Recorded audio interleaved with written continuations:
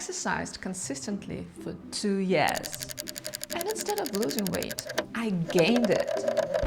For me, as a data analyst, that did not make sense.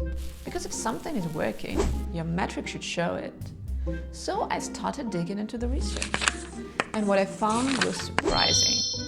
People can actually get significantly healthier from exercise without losing weight at all. So I had to ask, what if the problem is not my discipline, but the way I'm measuring progress? Because weight might be one of the worst metrics to judge whether exercise is working. And in this video, I'll show you why.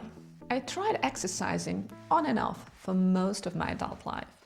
But whenever I wanted to lose weight, I dieted. Because the result was immediate. The scale would go down, and that was my proof. Diet works. Exercise, not so much. I would quickly get disappointed in it and give up. However, with the social media messaging around, I believed that I was just lacking discipline and commitment to see the results from exercising. So I built this belief.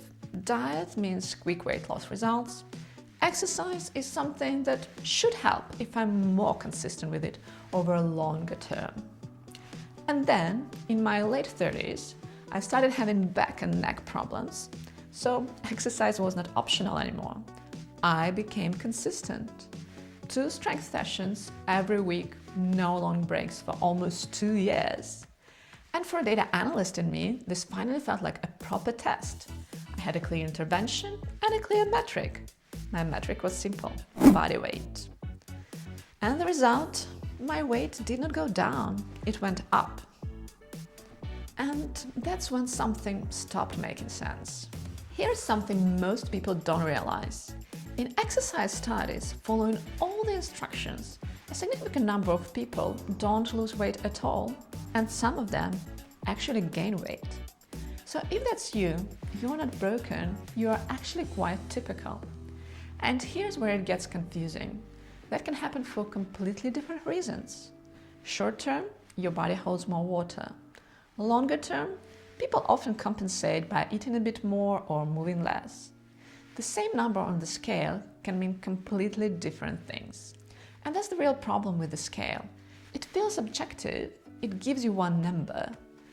But that number is incredibly messy. Because your weight is made up of fat, muscle, water, glycogen, even blood volume. The scale tells you something changed, but not what or why. And when you start exercising, especially strength training, which I was doing, several things happen at the same time. You can build muscle, store more glycogen, and hold more water. Glycogen is how your body stores fuel in your muscles. When you start training regularly, your body stores more of it. And here's the key part. Glycogen holds water. So when glycogen goes up, your water weight goes up too. That alone can add 1 to 2 kilos without any fat gain. So your body can become healthier, stronger, more metabolically active, while the number on the scale goes up. And the scale will tell you, this isn't working. And that's exactly the moment where most people give up. But at that point in my journey, something felt off. I was getting stronger. I could actually see my biceps in the mirror. So this time, I didn't trust the scale so blindly, and I went looking for a better metric.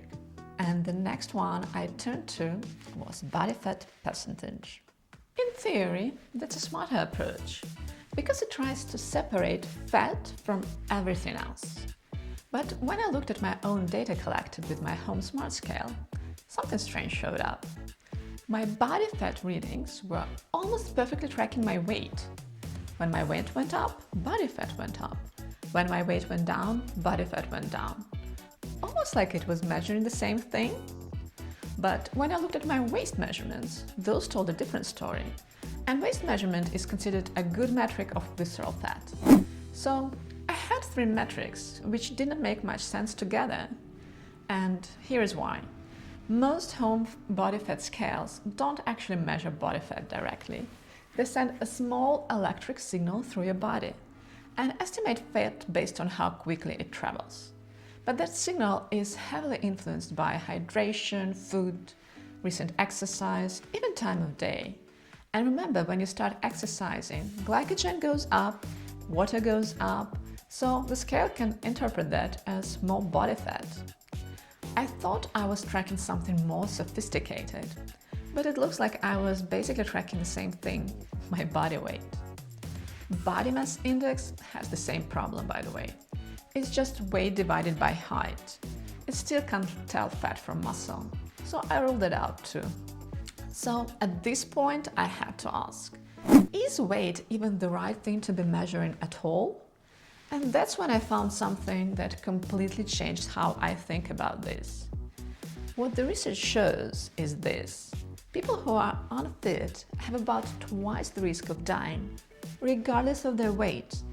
But people who are fit, even if they are overweight or obese, have similar health risks as people with a normal weight. So fitness matters much more than weight. All this time, I thought I was tracking progress. But what I was actually tracking was just body weight. Not fitness, not strength, not health. Exercise doesn't primarily change your weight. It changes your physiology. It makes your heart stronger, your muscles stronger, your metabolism more efficient. And the scale does not capture any of that. So if you've been exercising and the scale is not moving, it doesn't mean it's not working. It might mean it's working exactly as it should.